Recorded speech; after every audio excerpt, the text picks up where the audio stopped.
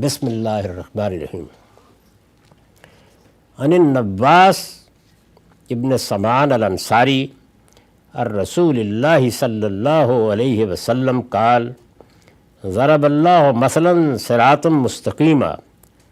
وعلی جنبت الصراط سوران فیہما ابواب مفتحہ وعلی الابواب سطور مرخات وعلی باب الصراط داعٍ یقول ایھا الناس ادخلوا الصراط جمیعا ولا تتعرجوا وداعٍ یدعو من فوق الصراط فإذا أراد يفتح شيئا من تلك الأبواب قال ويحك لا تفتح فإنك إن تفتح تلج والصراط الإسلام والسوران حدود الله والأبواب المفتحة محارم الله وذلك الداعي على رأس الصراط كتاب الله والداعي من فوق الصراط واعظ الله في قلب كل مسلم۔ نواس بن سمعان کلابی رضی اللہ عنہ سے روایت ہے کہ رسول اللہ صلی اللہ علیہ وسلم نے فرمایا اللہ تعالیٰ نے سیدھے راستے کی مثال دی ہے کہ اس کے دونوں طرف دو دیواریں کھنچی ہوئی ہیں، یعنی یہ ایک تمثیل ہے جو اس روایت میں بیان ہوئی ہے اور بڑی خوبصورت تمثیل ہے۔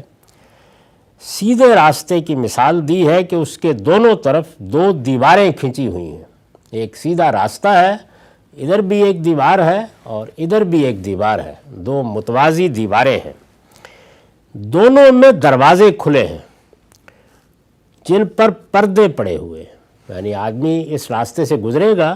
دائیں بھی دیوار ہے بائیں بھی دیوار ہے اور اس میں دروازے کھلے ہیں جن پر پردے پڑے ہوئے ہیں۔ راستے کی ابتدا میں یعنی جہاں سے راستہ شروع ہو رہا ہے ایک پکارنے والا پکار رہا ہے کہ لوگوں سب اندر آ جاؤ اور راہ چھوڑ کر کراہ نہ چلو، یعنی یہ سیدھا راستہ ہے اسی پر چلتے رہو، اس راستے کو چھوڑ کر کوئی غلط راستہ نہ اختیار کرو، وہ پکار رہا ہے۔ اور راستے کے اوپر بھی ایک منادی ہے، یعنی ایک تو راستے کے ابتدا میں کھڑا ہے اور ایک راستے کے اوپر ہے، راستے کے اوپر بھی ایک منادی ہے۔ چنانچہ کوئی شخص اگر دروازوں کا پردہ کچھ بھی اٹھانا چاہتا ہے، یعنی یہ راستہ ہے، وہ کہہ رہا ہے اس پر چلو، سیدھے اس راستے پر چلتے ہوئے آؤ، یہ صراط مستقیم ہے، اور دائیں بائیں دیواروں میں دروازے بھی ہیں اور ان پر پردے بھی پڑے ہیں، یعنی کوئی مشکل نہیں ہے کہ دروازے بند ہیں، پردہ اٹھا کے جب چاہیں کسی دروازے میں چلے جائیں۔ چنانچہ کوئی شخص اگر دروازوں کا پردہ کچھ بھی اٹھانا چاہتا ہے، یعنی وہ سیدھے راستے پر چلتے ہوئے دائیں بائیں التفات کرتا ہے اور خیال ہوتا ہے کہ ادھر نہ چلا جاؤں، تو کچھ بھی اس طرف قدم بڑھانا چاہتا ہے تو وہ پکار کر کہتا ہے خبردار پردہ نہ اٹھانا، اس لیے کہ اٹھاؤ گے تو اندر چلے جاؤ گے، یعنی ایک ہی قدم رکھو گے آگے تمہارے لیے بڑی ترغیبات ہیں، بس قدم رکھتے ہی ادھر چلے جاؤ گے۔ تو فرمایا کہ سو یہ راستہ اسلام ہے، یعنی تمثیل کیا ہے کہ یہ راستہ کیا ہے، یہ اسلام ہے، یہ سیدھا راستہ۔ دیواریں اللہ کے حدود ہیں، یعنی اس راستے پر اللہ تعالیٰ نے کچھ حدود قائم کر دیے ہیں کہ اگر اس راستے پر چلنا چاہتے ہو تو ایجابی طور پر یہ حدود ہے اور سلبی لحاظ سے یہ حدود ہے، وہی چیزیں جن کو ہم دین کے اوامر اور نواہی کہتے ہیں، کچھ چیزوں کا ہمیں حکم دیا گیا ہے، کچھ سے روکا گیا ہے، یہ اللہ کے حدود ہیں۔ دیواریں اللہ کے حدود ہیں، کھلے ہوئے دروازے اس کی قائم کردہ حرمتیں ہیں، یعنی جن چیزوں کو اس نے ممنوع قرار دیا ہے، حرام قرار دیا ہے، تو کھلے ہوئے دروازے اصل میں ان کی طرف لے جانے والے راستے ہیں۔ راستے کی ابتدا میں پکارنے والی وہ خدا کی کتاب ہے، یعنی اللہ کی کتاب ہے جو تمہارے اندر موجود ہے، موجود رہے گی قیامت تک، وہ پکار رہی ہے کہ سیدھے اس راستے پر آؤ، یہ اسلام کا راستہ یہ ہے، ان حدود کی خلاف ورزی نہ کرو اور ان دروازوں کی طرف جھانک کر نہ دیکھو، خدا کی کتاب یہ کہہ رہی ہے۔ اور اس کا خاتمہ ہے اور اوپر سے پکارنے والا منادی،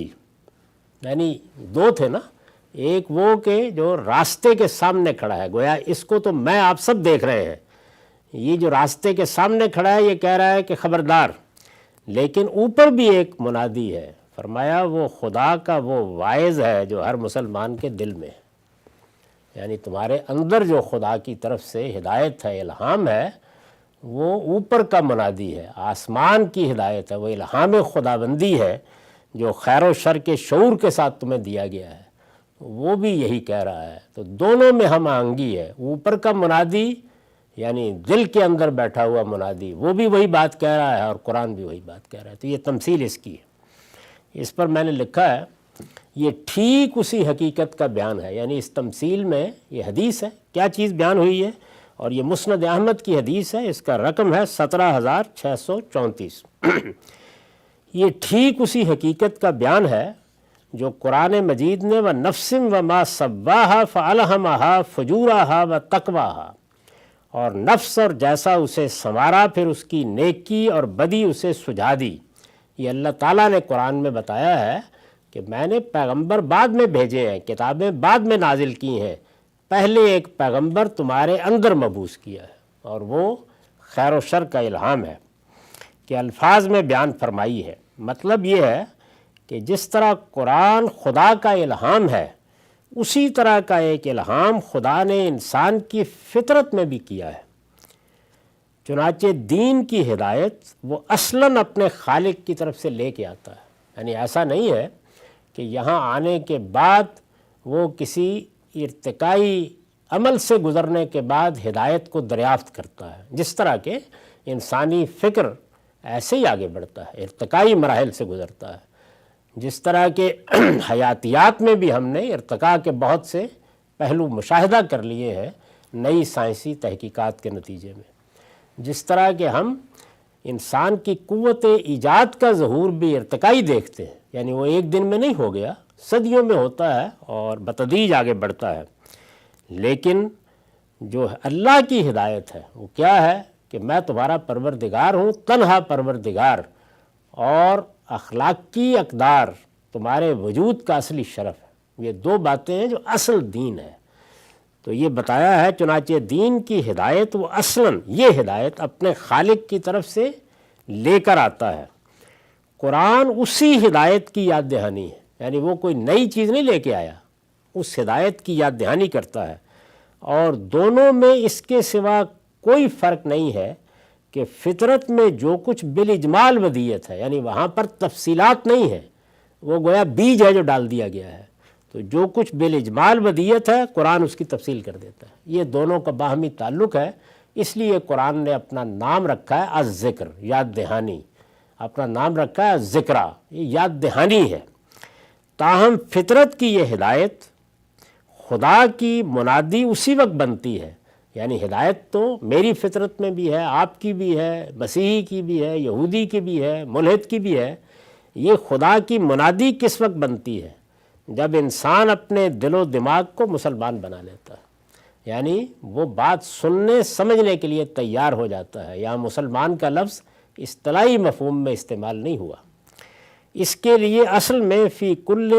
قلب کل مسلم کے الفاظ آئے ہیں،